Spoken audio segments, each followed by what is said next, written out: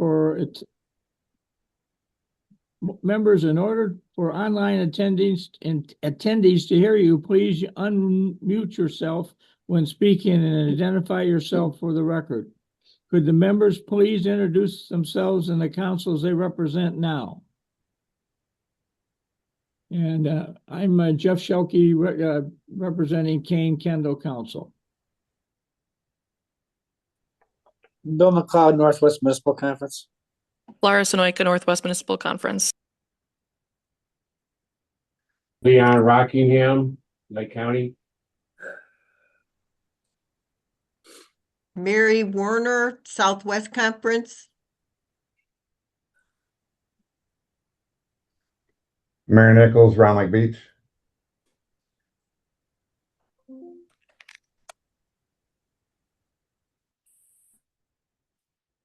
Cecily Kaz, Village Kenilworth, North Shore.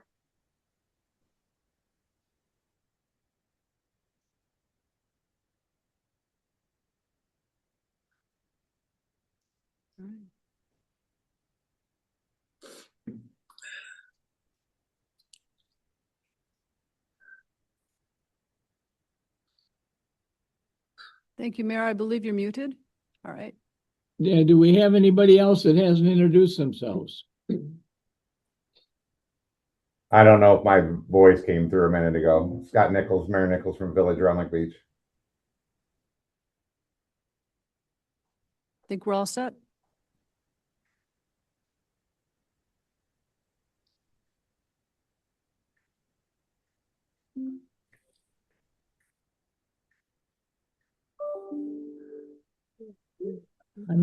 On my notes here, I note that we have a newly appointed member, Mayor Scott Nichols from Round Lake Beach, who joins Mayor Rockingham. Thank you.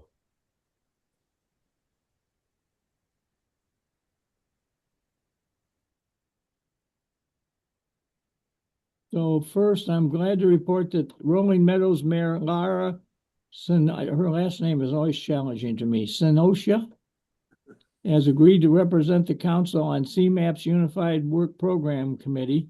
Thank you for your service on that committee. The CMAP board met twice since our last meeting. The board has approved the agency's budget and work plan for fiscal 2027, which starts on July 1st. The fiscal year 2027 budget reflects $44.3 million in revenue from federal and state funds, local contributions, and other government funds. CMAP submits its budget to the Illinois Department of Transportation for final approval. The agency's unified work program outlining its core activities as a metropolitan planning organization has already been approved by the MPO Policy Committee in January. Any questions on what I've just said?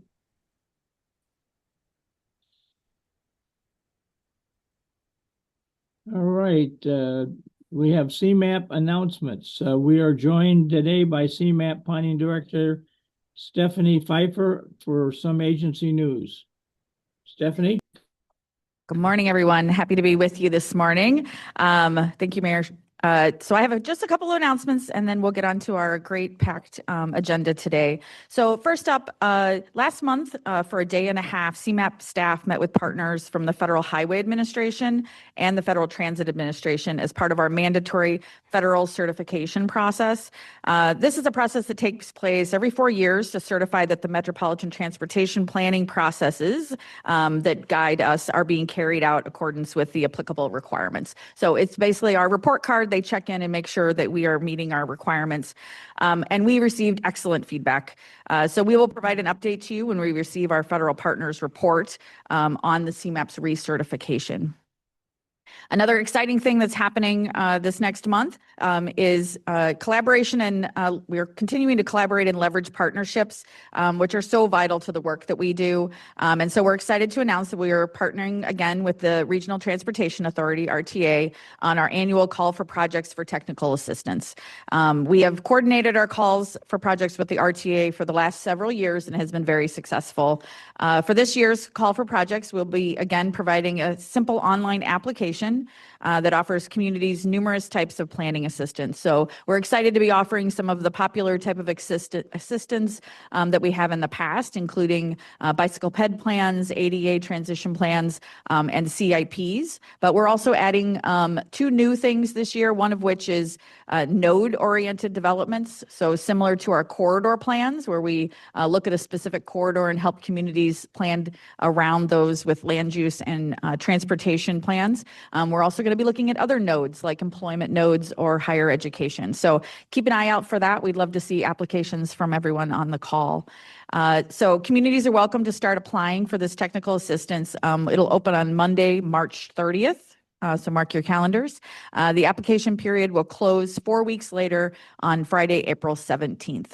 And we'll announce those new awards in the summer. And we'll share more details with all of you with a direct email through your council and mayors and our newsletters on how to apply, as well as your PLs. So one of the things that came out of our technical assistance calls is the work we've been doing with Lake County. So last month, CMAP partnered with Lake County and the Lake County Coalition for Housing for a summit on housing challenges. Those challenges such as regulatory issues, financial gaps, and the need to strengthen communication and deepen partnerships to support housing initiatives. Mayor Rockingham was an important speaker at the summit and shared North Chicago's experience with housing challenges and opportunities for innovation. The Lake County's coalition work also offers a roadmap that will chart a path for Lake County and for the entire region through coordinated action on housing. This work in Lake County will inform the Century Plan, which we'll hear more about today. And we also have similar type plans happening in McHenry County and Kane County and are looking to partner with other counties in the region after this next call for projects. So with that, we have a video about those efforts in Lake County. Lake County faces a housing crisis. We're short nearly 8,000 homes. In fact, the entire country is grappling with this. An increased number of households, a shortage of homes, increased demand for diverse housing stock, and high construction costs. While many communities remain stuck, each working to solve the crisis,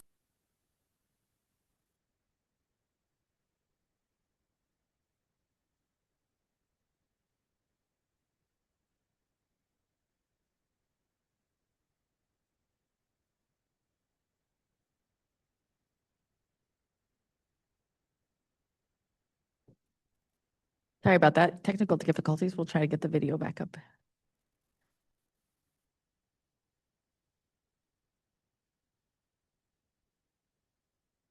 shortage of homes, increased demand for diverse housing stock, and high construction costs.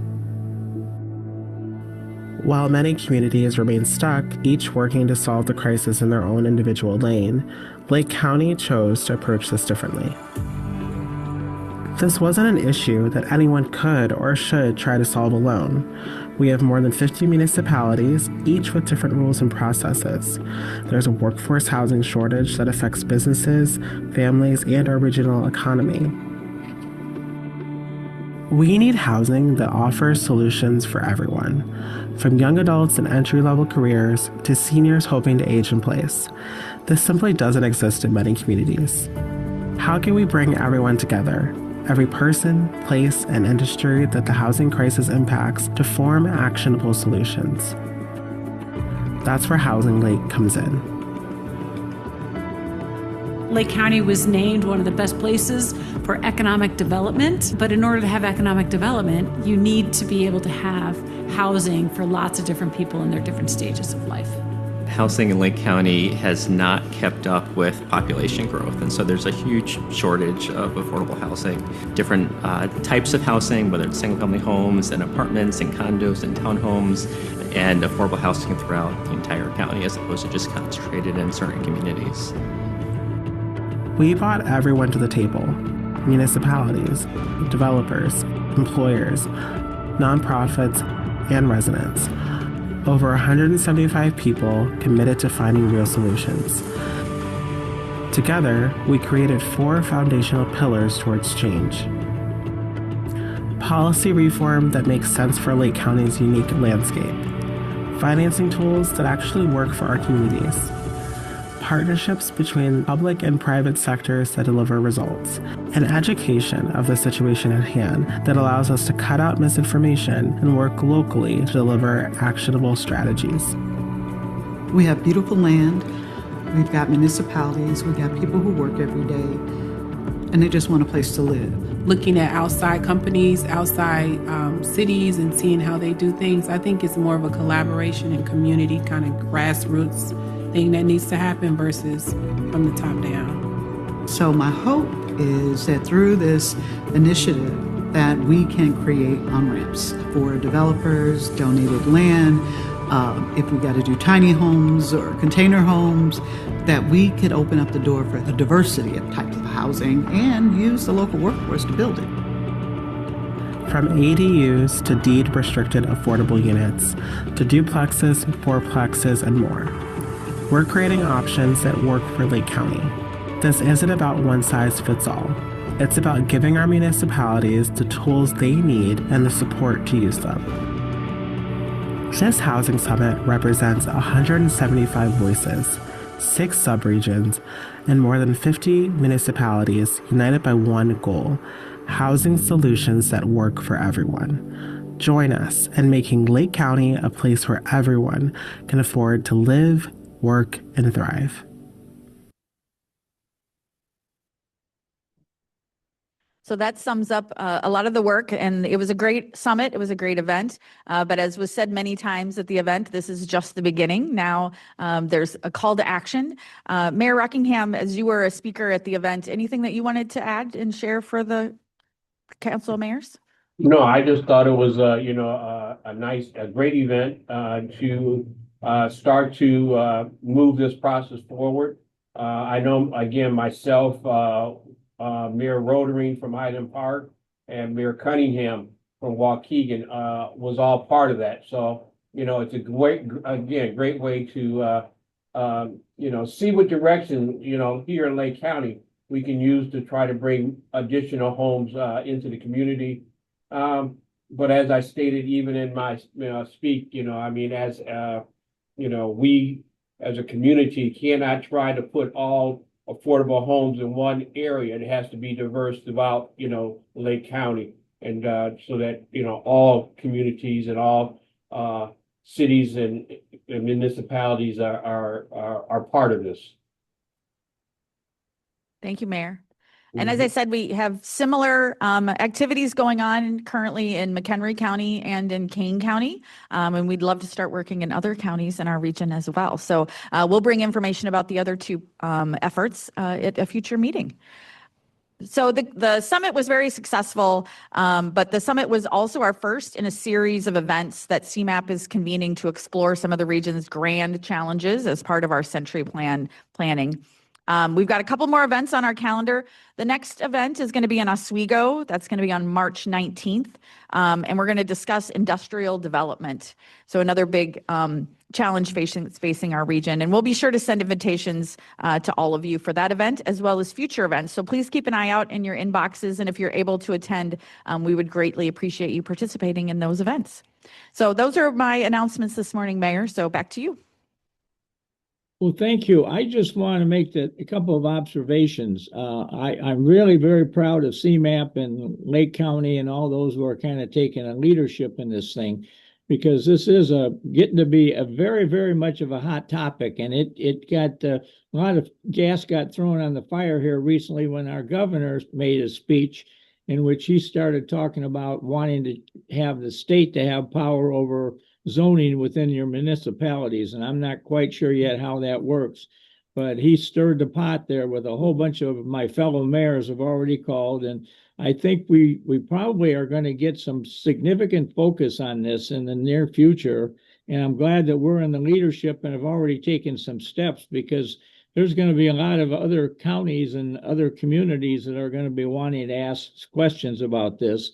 And I've had several conversations with some of the other mayors groups in the area about, already we've got people wanting to take on the governor and have a conversation with his office about what he wants to do and changing zoning and perspectives in each of the towns and taking away their zoning powers and whatever. So this is I would suggest is one of the very hot topics in the region right now. And I'm very proud of CMAP that we're right here at the front end of it and at the leadership, because this is going to be one that is going to be very much in process. I guess one of the things, I don't know if we're ready to do this yet, but maybe sometime in the future, we ought to have an opportunity to have an online meeting with all the cities, anybody that wants to come on, and let the CMAP staff put on a presentation of what we've already done here, so that there's some understanding that we're trying to bring this thing under control, and there is a very strong need for it in the region. We have a lot of people that don't have housing. I've just in my town approved a lower income apartment complex with 73 units in it, and that wasn't done without some fire and brimstone flying at me about what we are doing. But I think we've got it pretty much under control, and we'll see where it all goes. But this is the hot topic in the region now, and I'm very, as I said before, I'm very pleased that CMAP is taking this on.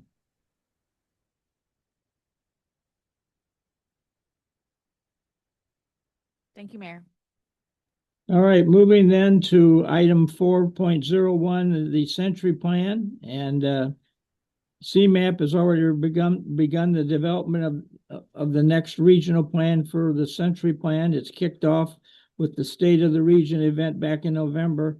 It's time to bring us up to speed on where CMAP is going, the CMAP plan, and how it will be used in local wisdom and experience to shape it.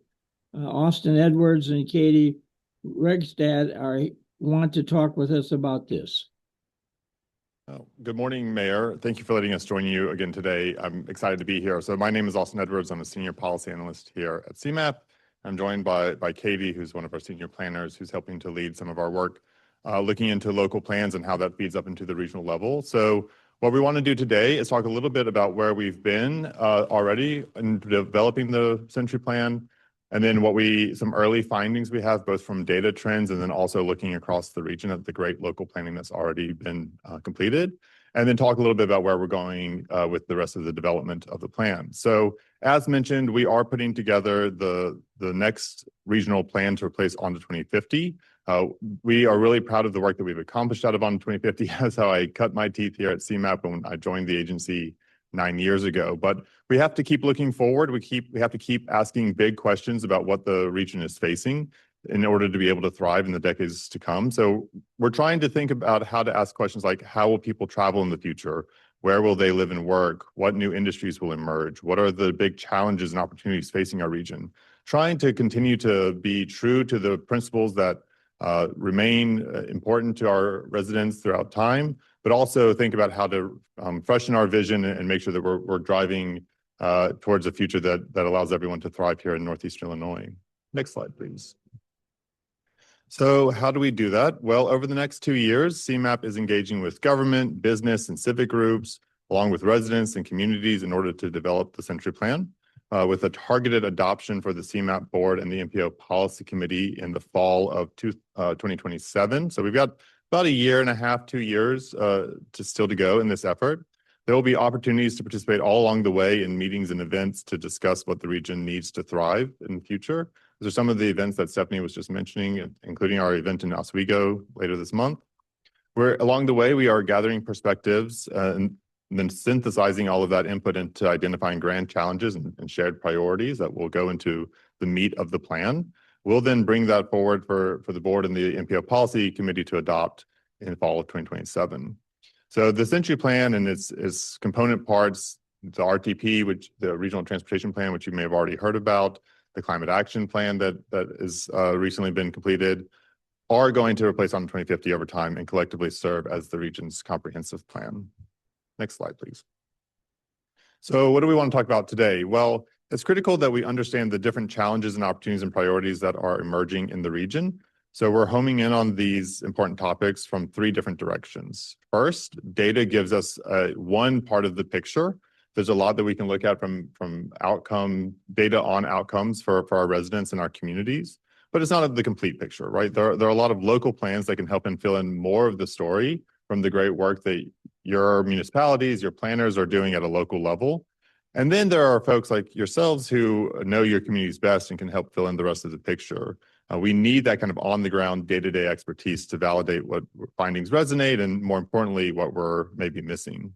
So our goal today in the workshop is to have some honest conversation about what's going on in your communities and across the region, which will inform the century plan as well as the conversations that we should be bringing back to each council of governments. And we will be joining those councils of governments over the next 3 to 4 months to have more local conversations. Next slide.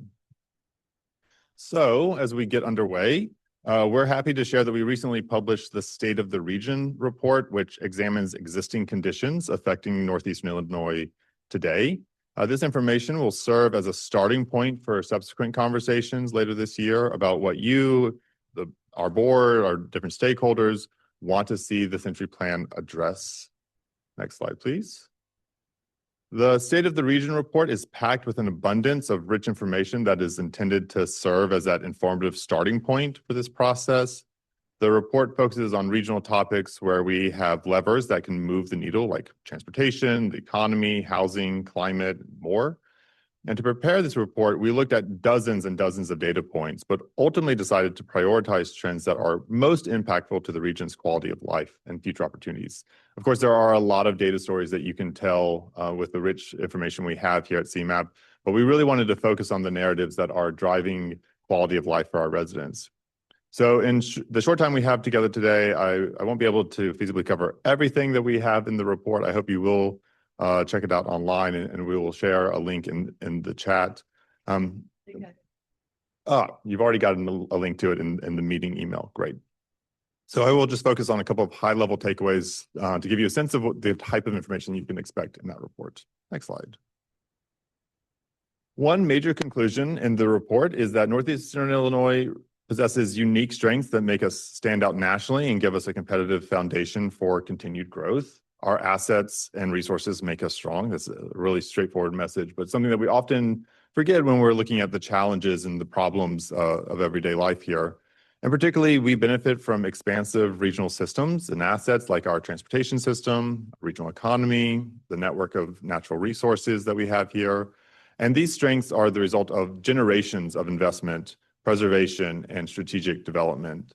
And as we begin to look ahead to identify the future vision of the region, and what we would like to achieve, these assets are worth maintaining and building on. Next slide. Notably, the regional economy is expansive and diversified, standing out nationally and globally. As of 2023, we have a gross regional product of $742 billion. That surpasses the economies of 39 individual states and even entire countries like Sweden and Ireland. And if the region was a separate country, its economy would rank within the top 25 largest economies in the world. So we have a lot behind us, moving us forward, a lot of momentum. And our transportation network plays an integral role in making this a reality.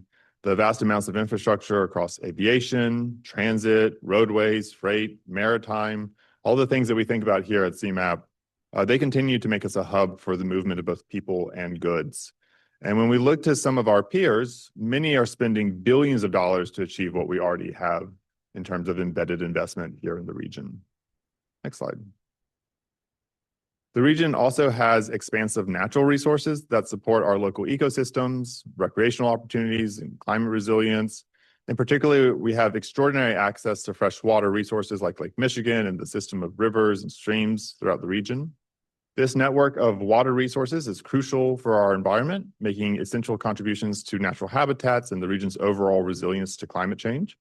It also supports residents' quality of life and offers a relatively low-cost, low-emission way to transport goods that contribute strongly to our economy. In addition to fresh water, we also have high-quality land resources. Just over half of the region's 2.6 million acres are used for agriculture and natural lands, with 200,000 acres set aside for forest and conservation districts. These are really the crown jewels of our county forest preservations. Having been protected and maintained over time, these resources help make Northeastern Illinois an attractive destination for both residents and businesses alike. Next slide, please. While these regional systems provide us with a strong foundation for growth, there are some emerging trends present and certainly potential challenges. You can also feel free to stop me at any point if you have questions.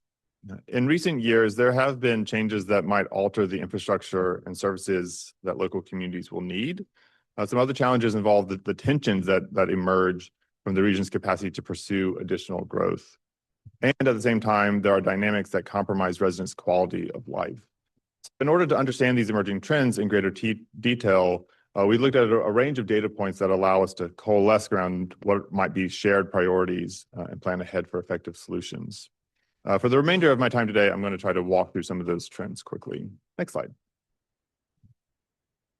First is a recognition of our demographic changes. So mirroring national trends, the region is getting much older. Between 2010 and 2023, the share of seniors aged 65 and older grew while the proportion of residents under 18 shrank, driving up the average age in Northeastern Illinois. Looking ahead, our forecasts for socioeconomic trends into the future indicate that this trend is likely to continue for decades to come. These changes have the potential to transform, of course, the infrastructure and the services that our residents need in order to thrive in their communities. More seniors may need different types of housing or different types of transportation services in order to live comfortably and age in place. And at the same time, fewer children could mean changes to our education systems, and particularly long-term implications for our regional workforce. Forward-looking planning on this topic can support local communities and the broader region in anticipating the necessary adjustments as our population continues to change. Next slide. As previously mentioned, we have an expansive economy that continues to grow. In recent years, however, the region has grown more slowly than some of our peers in the nation overall. Part of this challenge is related to our strength of being a highly diversified economy with industries that reflect the broader national economy. Our economic base here is very broad and more closely reflects the overall U.S. economy than other large metros. This protects us in some ways from sector-specific downturns. So if you imagine a downturn in finance might overly affect New York, or a downturn in entertainment might overly affect Los Angeles, we're a little bit more protected by the fact that we have a highly diversified economy here.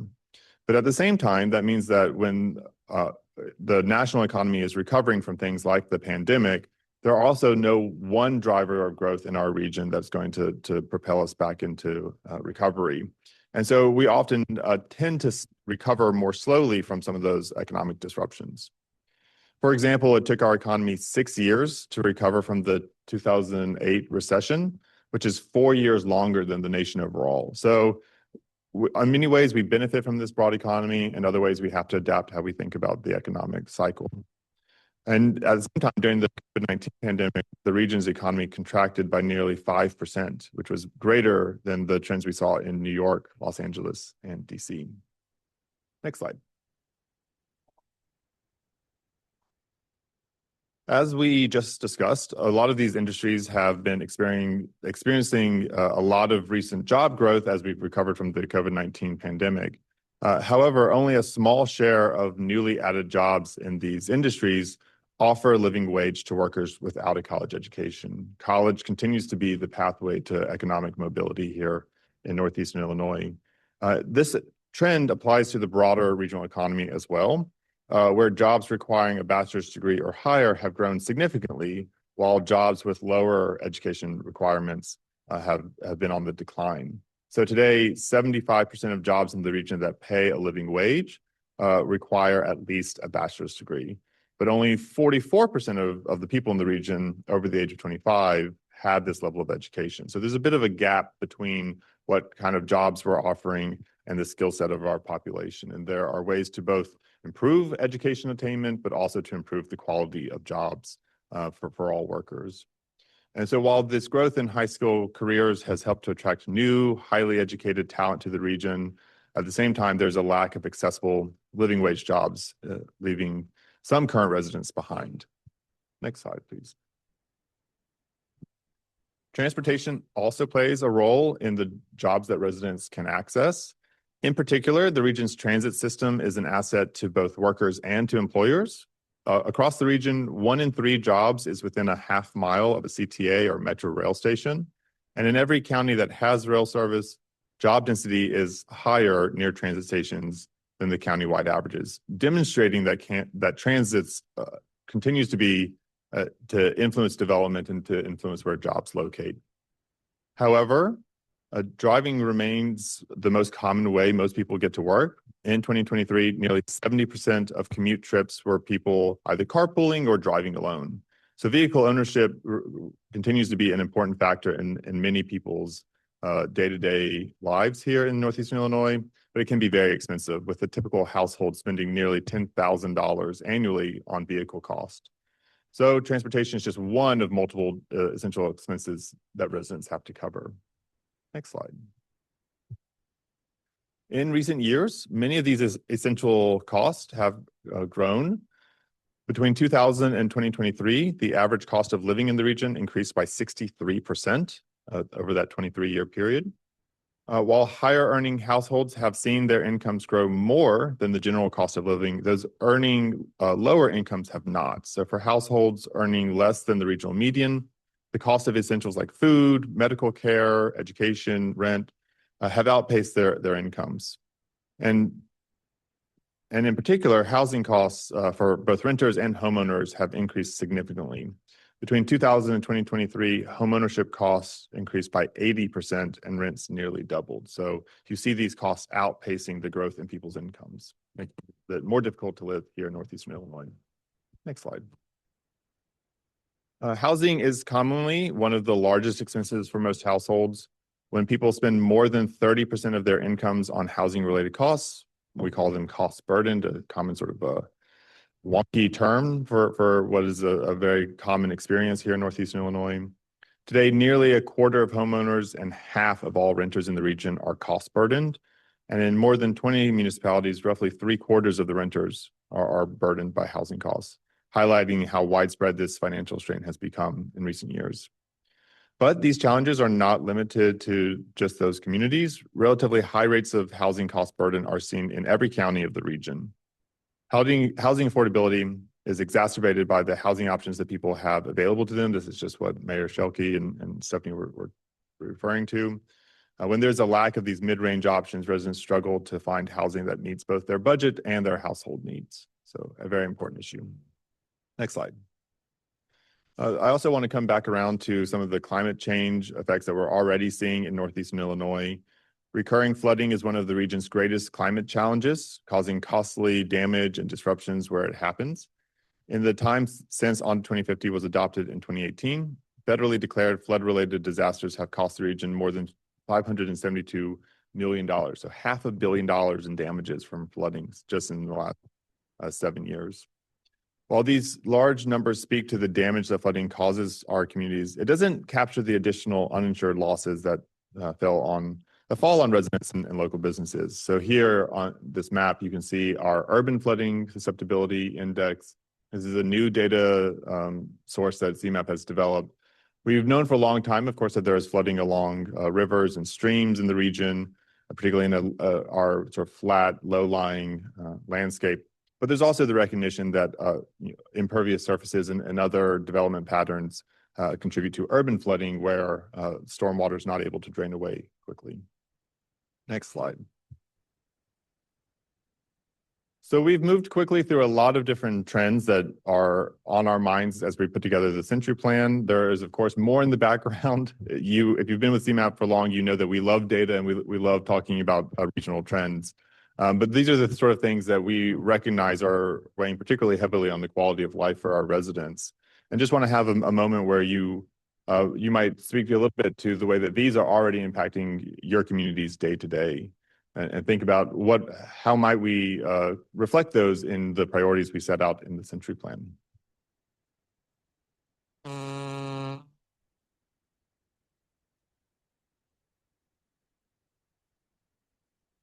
Any thoughts from you, committee?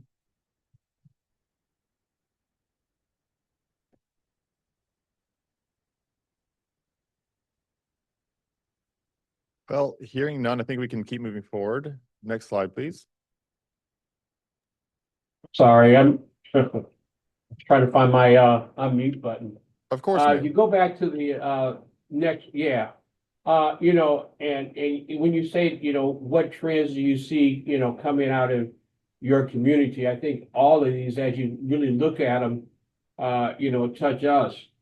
You know, North Chicago, just, you know, in our community, our population is getting older, but you know, the sad part about it for our community, it still shows a younger trend in the census count. And that's related to Naval Station Great Lakes.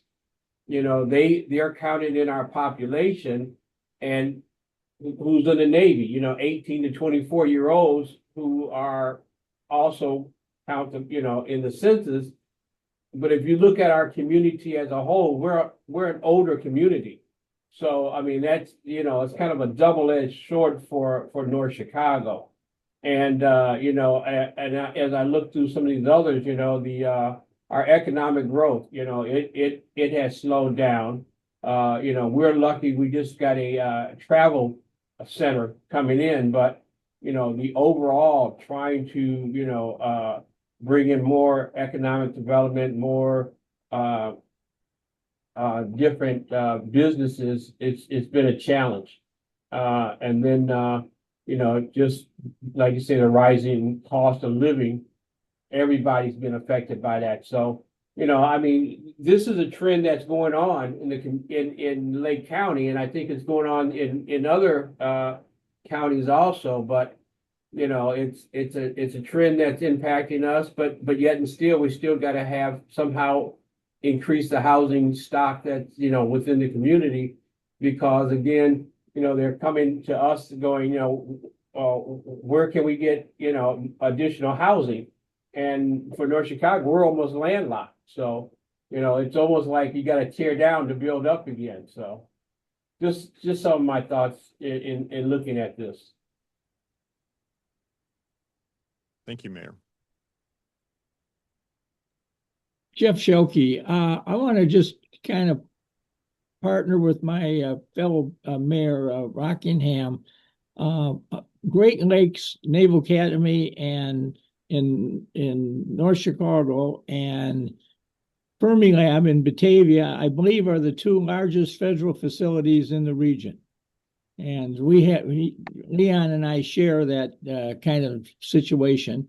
And in Batavia, we've had a situation arise where we now have 6 senior living communities in town, including the Homestead, which is 40 acres. I mean, we've got some big ones.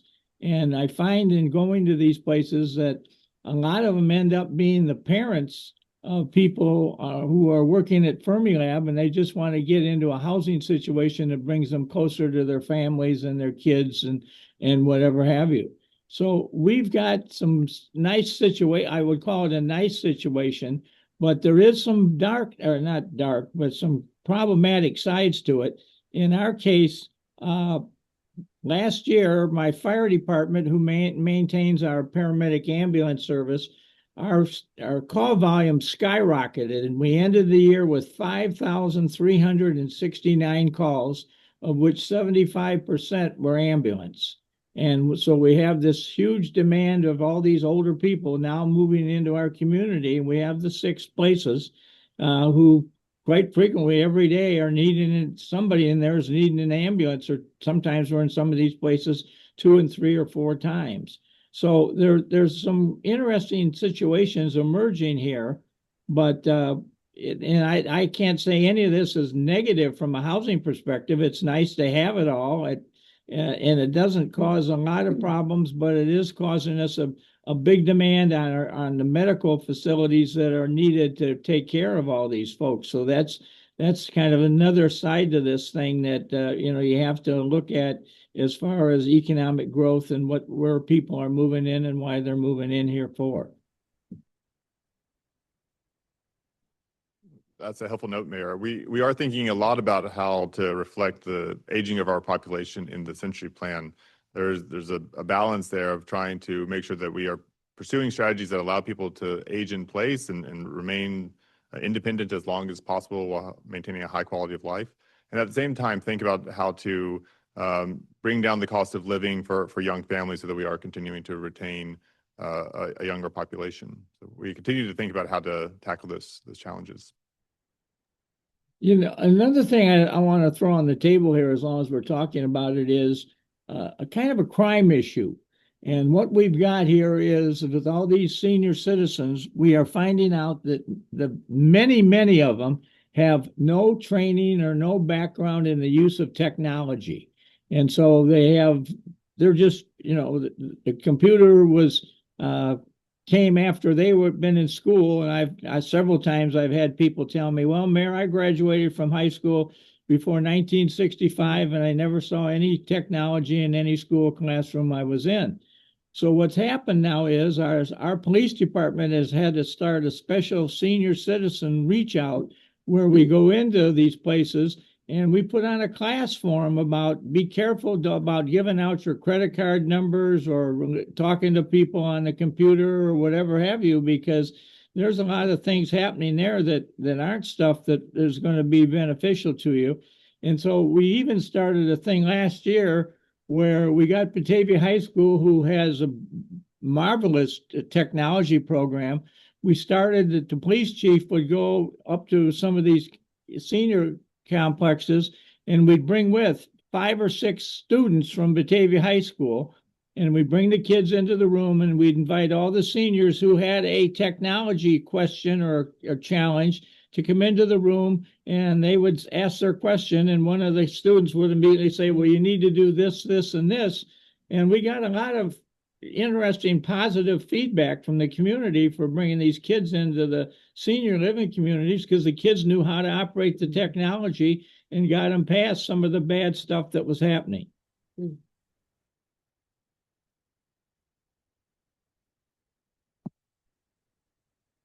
Wonderful. Any other comments from the committee?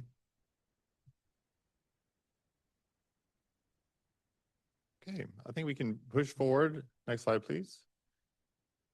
So leading into our technology skills that we're all staying fresh, we have put both a URL on the screen as well as a QR code that you can use your smartphone to navigate to the full report. There are more trends in the report than I was able to cover today. And there's, of course, always more data in the background here at CMAP. So if you have questions that we don't address directly, we'll be happy to find the information you need. And at this point, I think I'll pass it over to Katie, who will go into our work looking at local themes and insights from local planning. Great, thank you. Hello, everyone. My name is Katie Rigstad. I'm a senior planner and in charge of our local themes and insights work for the Century Plan. And so today we want to talk more about how CMAP is learning from what local communities are already planning and doing. Next slide, please. To better understand how trends and challenges are impacting communities, we're taking 3 steps, which Austin hinted at earlier. First, we're diving deeper into the data trends to see how these trends are showing up differently in communities across the region. We're also reading at least 10 plans from each of our geographic sub-areas, which is based on the Council of Governments in the city of Chicago. The plans cover a wide range of topics and geographies, and by reading these plans, we're getting a feel for each community's vision for the future, their goals, and the challenges that you're facing. While these 2 resources, data and plans, tell us some of the story, we know it's not the whole picture. Data helps point to an issue, but it doesn't always give a great picture of what those challenges or barriers that you're experiencing on the ground are. And plans are great resources, but they're also snapshots in time. And with an average plan age before 2020, we know that plans are likely not accounting for some of our more modern challenges or changes, like shifting to work from home or the emergence of data centers and AI. And in some cases, an aging population. With that in mind, we're going out to each of the Council of Governments starting this month to talk about the data, the results of the plan reviews, and to discuss how our region's challenges are showing up locally. We're coming out to talk with mayors and managers because we know that you know your community's best and your challenges that you're facing. We also want to learn more about the approaches that you've tested out to address those challenges and what's worked well, elevating the great work that you're doing on the ground. Next slide. So vision statements are commonly used in plans to communicate where the community hopes to be in the future after a plan is implemented. From reviewing the plans, we found a few common themes shared by communities across the region. Those themes include preserving and being good stewards of our natural assets like the lake, rivers, groundwater, and open spaces, creating opportunities for all, including housing, supporting business growth, and connecting people to good jobs. Accessible and connected communities, creating transportation networks that work for all users and all abilities. Creating thriving and livable communities, which is creating those spaces that people like to walk and gather, and celebrating unique community and cultural assets. Creating resilient economies with vibrant centers, creating local and regional economy that grows and withstands economic shifts, building on our existing economic assets, and balanced growth and balanced economies, finding the balance across these many goals in communities like preserving open space and agriculture while building housing and attracting new jobs. Next slide. In our plan review, we also found common goals. So many of these goals are reflected in those vision statements that I just went over, and may feel a bit repetitive, but a way to think about these is that they're the next level down. I like to think about them as our action buckets. So how folks want to move forward with those big lofty visions that we just looked at. And so as we go through these goals, I also just want to point out that you'll see some tension between the many priorities that you're working with in your communities. And in a few slides, I'll ask you about how you're navigating those tensions. The first goal I have here that we're finding is preserving natural assets. And there are a few ways that communities have talked about this in their plans. Monitoring existing resources to protect them from harmful conditions, regulating development to protect watersheds, natural features, and agriculture, conserving natural features and open space, and investing in infrastructure to mitigate runoff and efficiently use our resources. And highlighted on the slide here from one of the plans that we read is a map from the McHenry County Green Infrastructure Plan. Next slide, please. Another goal that we're seeing from local plans is creating vibrant commercial and community hubs. And this reflects the many plans that talk about walkable downtowns and attracting new investment to serve residents. Some of the common ways that communities have talked about this goal in their plans include developing context-sensitive streets that support residents' ability to live, work, and play. Many plans talk about streets for different purposes, and in particular in downtowns, having streets that are enhanced for pedestrian comfort. Transit-oriented development and infill is another common tool identified. Many communities across the region talk about disinvestment from downtowns and main streets in their plans, and infill and building rehabilitation is a tool many plans talk about, as well as leveraging assets like transit to generate development and investment. Parks and open space for residents to gather is another common approach, building on and maintaining a sense of community and creating spaces for community to gather and play in downtowns and other commercial areas. And finally, retaining and attracting new businesses. Communities talk about supporting businesses in downtowns through a variety of tools. Some plans emphasizing locally owned or mom and pop shops, while others are prioritizing looking ways to attract larger chains. And featured on this slide is from the Elburn Connects TOD plan. This in particular is emphasizing facade improvements to support an attractive downtown, another plan that we reviewed in this process. Next slide. Communities across the region have also set goals to create safe travel networks for all users. And some of the ways that plans have talked about these goals include improving accessibility, connecting and expanding bike infrastructure, mitigating the negative impacts of heavy freight traffic on residents and neighborhoods, and creating safe streets for pedestrians. Featured on this slide, we've got an excerpt from the Antioch Lifestyle Corridor Plan. Next slide, please. Communities have highlighted their existing character and culture as a great asset. These goals show up both when we're thinking about the people that make up communities as well as the buildings that create our built environment. And so plans have talked about celebrating the diverse cultures that make our community special, protecting the existing built character of neighborhoods and downtowns. Think about things like historic buildings and facade improvements, and investing in arts and culture, especially in downtowns, as a way to attract more visitors. Featured on this slide from the North Chicago Comprehensive Plan is part of their chapter to celebrate the culinary and food traditions of the community. Next slide. The last common goal that we're finding is balanced and sustainable growth. This is communities considering those competing goals, growing and changing needs of residents, and the existing strengths that can support growth that can be maintained into the future. So within this bucket, some of the things that communities are thinking about is building a variety of housing to meet residents' needs, leveraging existing assets and infrastructure, supporting and retaining existing industries, and connecting residents with good jobs and opportunities for home ownership. And here we're featuring an excerpt from the Palos Park Western Growth Area Master Plan. Next slide, please. All right. Now that was a lot of information, and so I'd like to get your input on these initial findings.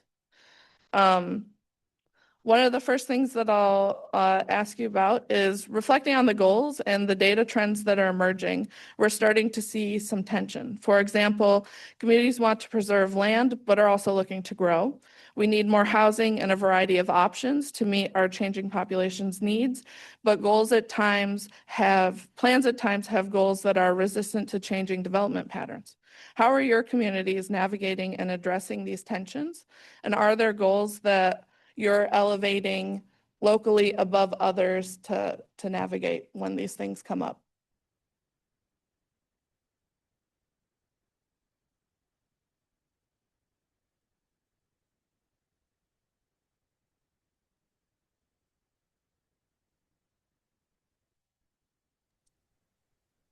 Well, I could say in North Chicago, some of the things that we're just trying to address is naturally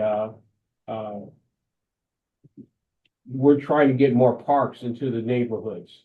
You know, I know that, you know, you have you know, parks that exist, but what we're doing is even just lots that may not just be buildable. They're, you know, we have to have a 60-foot lot to build on, but some of the, you know, some areas we've got 30-foot, you know, lots in there. So we're trying to just put maybe some small parks, you know, in there with you know, some swings and things so that the neighborhood can, you know, utilize, you know, the parks without having to walk very far. I know that also some of our road projects that we're implementing, we're trying to put the bike lanes in so that we have more access to, you know, the people have more opportunities to ride to either to the store or utilizing it to the train station, different things like that. So just, you know, some of the elements that we're looking at in our community right now. Great, thank you. In Batavia, I just want to share a couple of issues we've got that we don't really have on the screen here. One is when you start to do stuff like this, and if it's an attractive town, I guess there's a rapid rise in pricing on the housing that's being built. I had an old factory building over on the west side, which is right down the street from what is now the Batavia High School campus. And the factory moved out, and we got the factory tore down, and we got the area rezoned for residential. And now there's a subdivision of 197 single-family homes, attached and detached, being built on the property. But the price of those homes is probably, the low end is $400,000.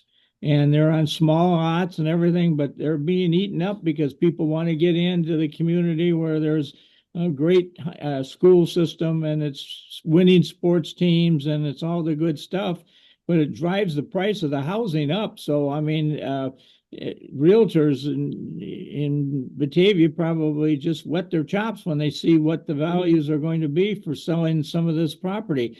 And so now the more common thing is a bunch of the older homes in town, and some of them being 100+ years of age, are being bought by rehabbers, and they're going in and modernizing the place. And maybe they paid 190,000 for it, but now they're paying 450 selling it. So I mean, there's a lot of movement of issues here that come out when you start to do stuff that's positive, and we don't really have any way to control some of this stuff. It's just the way it is, and I guess it's a good problem to have in some respects, but we do have a big demand for people wanting to get into the area and be here for a variety of reasons, much of which is, the nice community they perceive, and the quality of the public school system is a big issue, and we've got a good one. And so as a result, the price of the housing just goes way, way up very rapidly. Thank you.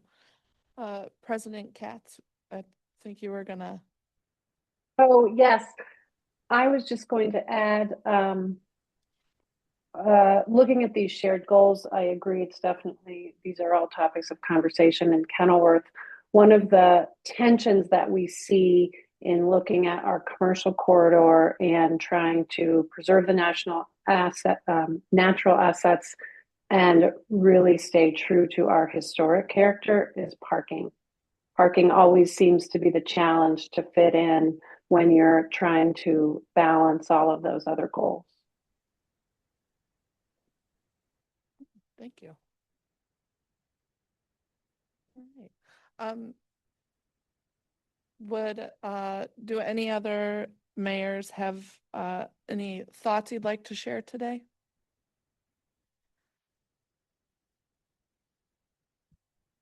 All right, that's all right. We'll go to the next slide.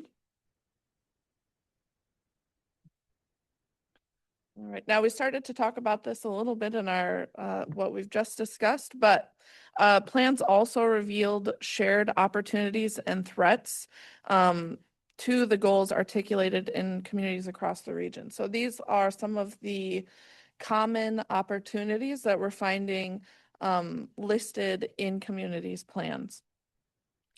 Some of our opportunities include transportation network and connectivity, our natural assets, our water assets, the demand for more and diverse housing, the opportunity to transform disinvested sites and corridors, having strong community and collaboration with neighbors. I think, a lot of these points also are reflected in some of the data that Austin covered or that we'll cover in our events coming up.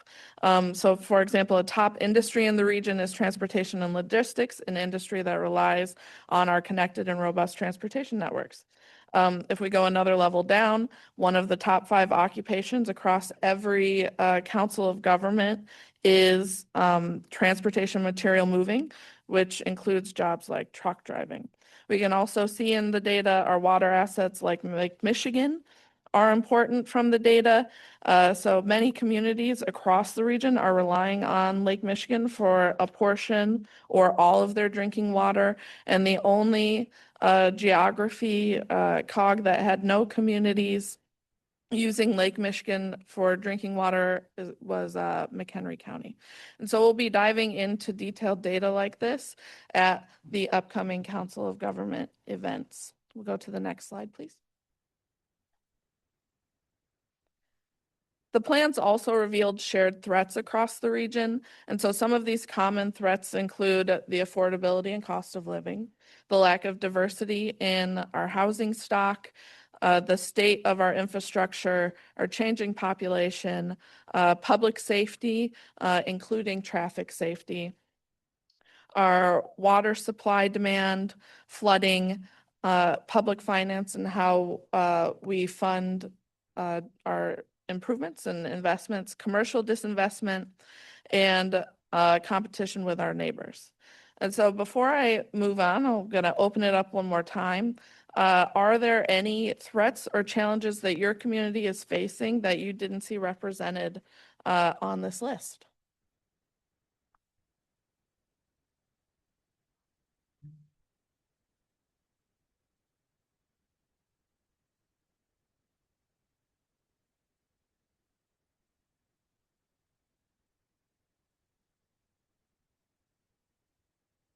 Okay.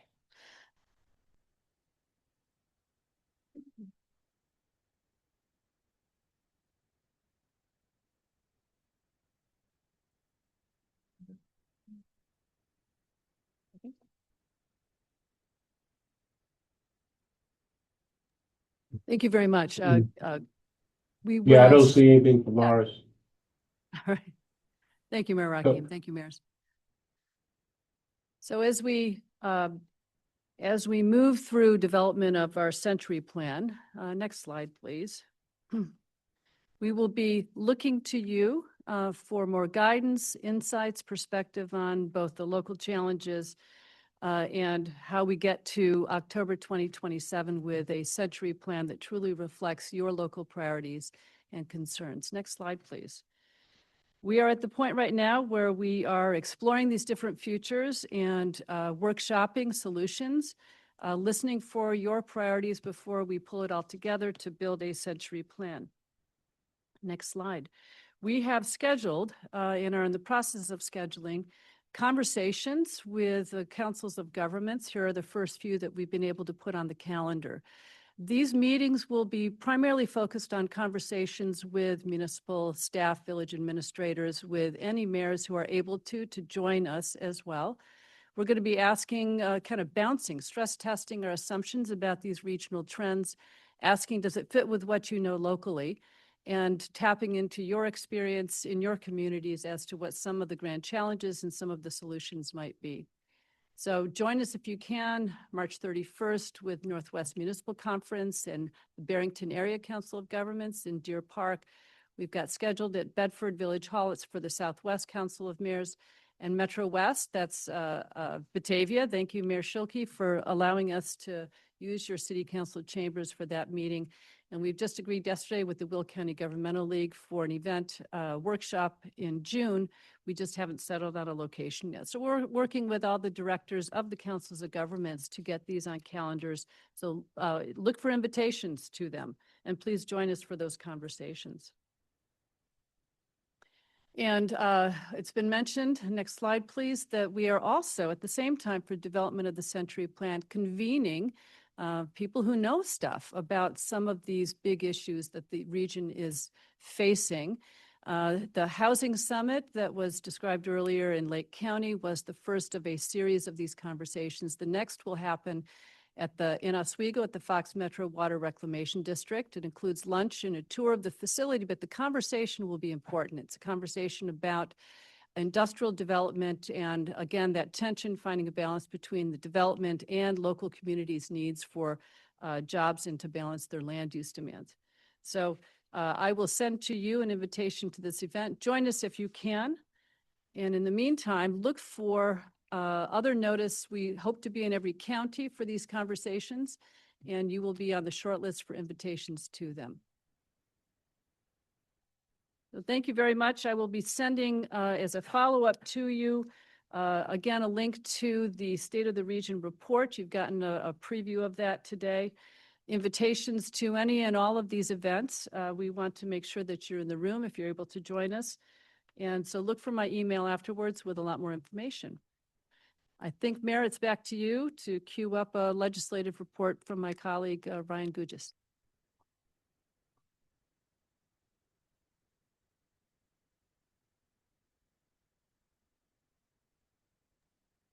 Trying to get myself back in order here as to where we're at. We are on item 5.0, which is a legislative update. 4.02, sorry, Mayor. Should be page 5 of your notes. Yeah, Ryan Gregoris, the legislative specialist, you got a report for us? Yes, good morning, Mayors. Ryan Gugis, Intergovernmental Affairs Specialist with CMAP's IGA team. So here to provide just a few brief federal and state legislative updates for the committee. So beginning with our federal updates, a few weeks ago, Congress passed the remaining FY26 appropriation packages, which included the FY26 THUD bill. The bill provides about 25.1 billion in discretionary funding to USDOT, which is slightly lower than last year. The bill largely protects core highway and transit formula programs. It does reclaim and reappropriate funding from select IIJA discretionary programs that have not yet been obligated and redirects them to programs that are deemed more construction ready. Moving to FY27 appropriations, earlier this week, the House Appropriations Committee released FY27 community project funding guidance. Members can start submitting requests now, and requests are due Friday, March 20th. And this is the deadline that the House Appropriation Committee has set. And so each individual congressional member will also set their own internal deadline for communities to submit those community project funding requests. So just want to flag that for the mayors that are, have projects in mind that they want to work with our congressional delegation on possibly accessing some federal funding for. Also, too, given the ongoing high interest and demand for community project funding requests, the committee has increased the request to 20 projects per member. So it seems like there's a little bit more opportunity to hopefully try to get some funding this year with that increase in project request. Moving on to the state side, on Wednesday, February 18th, Governor Pritzker delivered the annual budget and State of the State address to the Illinois General Assembly. The governor's FY27 proposed budget anticipates roughly $56 billion in total revenues, reflecting an increase of about $830 million, or 1.5% from the current fiscal year. Expenditures are expected to total roughly $56.032 billion and an $878 million or 1.6% increase from the current fiscal year. The governor's proposal outlines new taxes and revenue sources, including a new social media tax for companies with users in Illinois, and changes to the corporate tax net operating loss deduction. In addition to the FY27 operating budget, the governor has proposed a $57.4 billion capital budget to continue supporting the Rebuild Illinois program. The proposal does include an additional $3.2 billion in bonding authority to expand site readiness opportunities, advance affordable housing initiatives, and enhance the appearance and safety of state-owned properties. The governor also outlined his policy priorities for the legislative session. And as Mayor Sherky mentioned, is proposing the Building Up Illinois Developments or BUILD initiative. This legislation has been introduced as House Bill 5626. It's an omnibus bill that includes statewide zoning regulations, standardized construction processes, and grants for housing and infrastructure development intended to address the missing middle housing gap. CMAP staff are in the process of analyzing the governor's FY27 operating and capital budget proposals to understand how it aligns with regional priorities, and we'll keep this committee updated as the legislative session progresses. One other piece of legislation I want to flag is House Bill 4689. Sorry about that.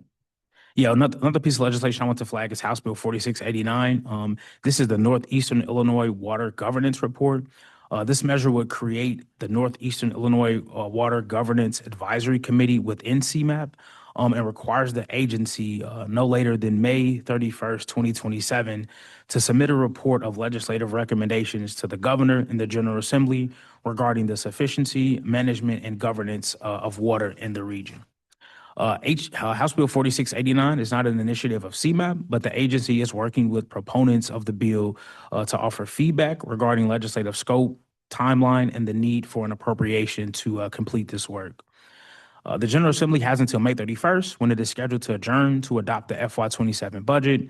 Upcoming key legislative deadlines include March 13th for Senate bills to advance out of committee and March 27th for House bills to advance out of committee. Also included in your legislative memo is a list of bills tracked by CMAP staff that may be of interest to this committee and are relevant to the agency's work or have some impact to the region. With that, I appreciate the opportunity to come before the committee and happy to answer any questions. We have any questions?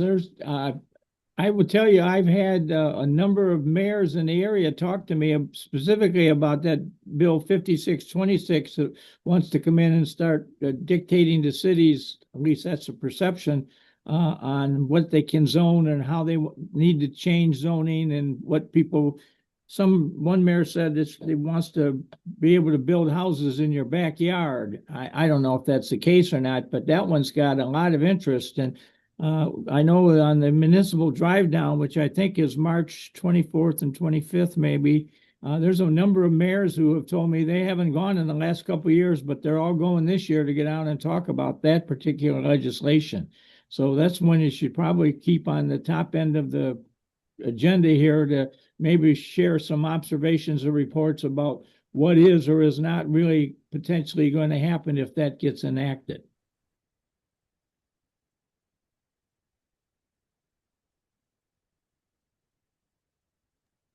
Anybody else want to jump in on the legislative update?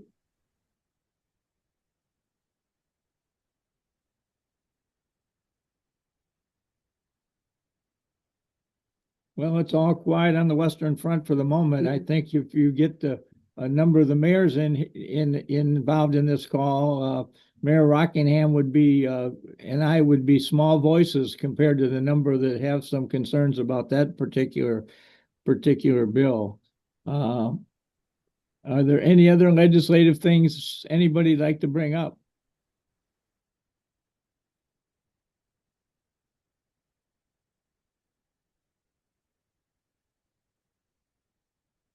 All right, I'm told that we're going to go into other business. Are there any other issues you'd like the committee to adjourn or talk about, or developments within your community that you think should be of interest to the rest of us on this call?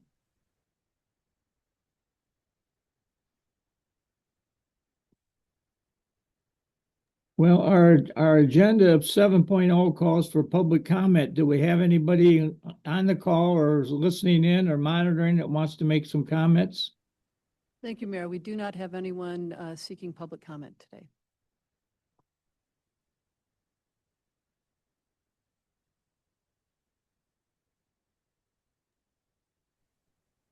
This is Mary Warner from the Village of Worth. I just want to thank you guys for doing this.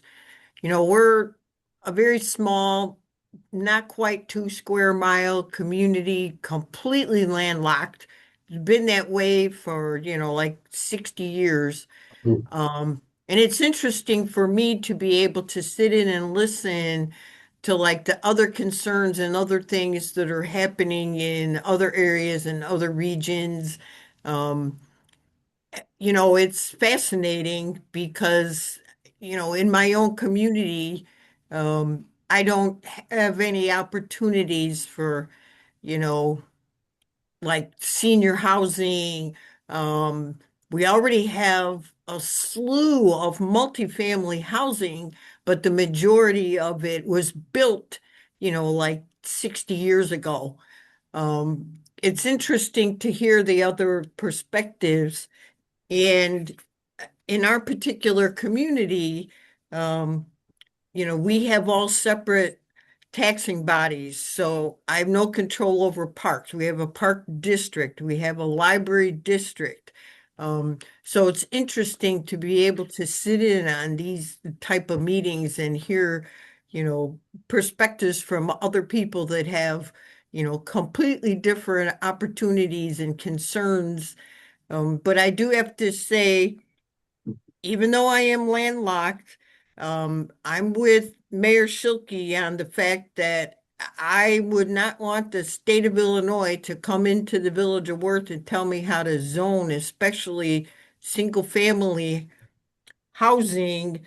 Um, we're not really set up to start putting, you know, townhomes or apartment buildings in the middle of a residential neighborhood that's been established for, 75 years. So, I think there's a lot of us on this end in the Southwest Conference where we are pretty much landlocked, but we're all going to be fighting the legislation in Springfield on, zoning in our own municipalities. So I'm glad you guys are all on top of that.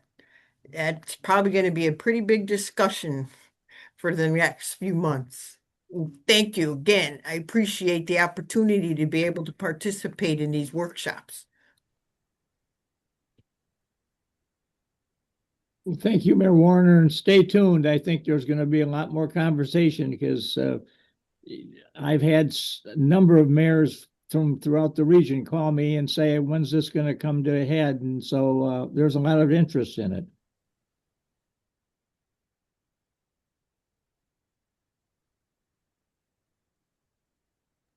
Do we have anybody else?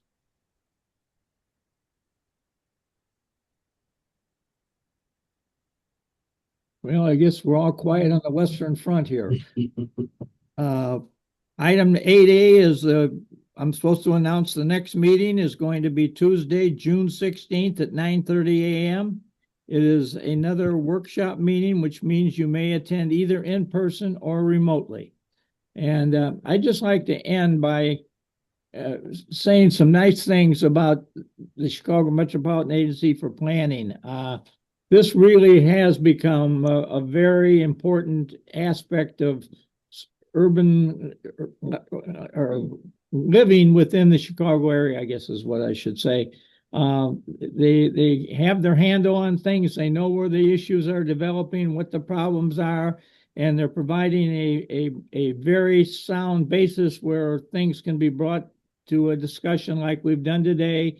And people other cities that don't know what it's all about can tune in or hear about it, and the councils of government can listen to it and also gain understanding of it. So we are very, very blessed, I would tell you, in this area to have the CMAP staff, and the professionalization and the background of those who are working in there is top notch. They're all trained people in urbanized planning and development, and they know what's going on and who's trying to do what to who. So I really am feel very fortunate that I live in a region where we have this, because I don't think every part of the United States has a CMAP organization like we do, and we're very, very, very fortunate to have them in here. So that being said, I guess I will end the meeting and thank everyone for attending today. And we've had a very interesting discussion. So have a good week going forward, and look forward to June 16th when we'll revive the conversation. Thank you. Thank you, Mayor Schilke. Thank you, mayors, and thank you for all your contributions to CMAP's work.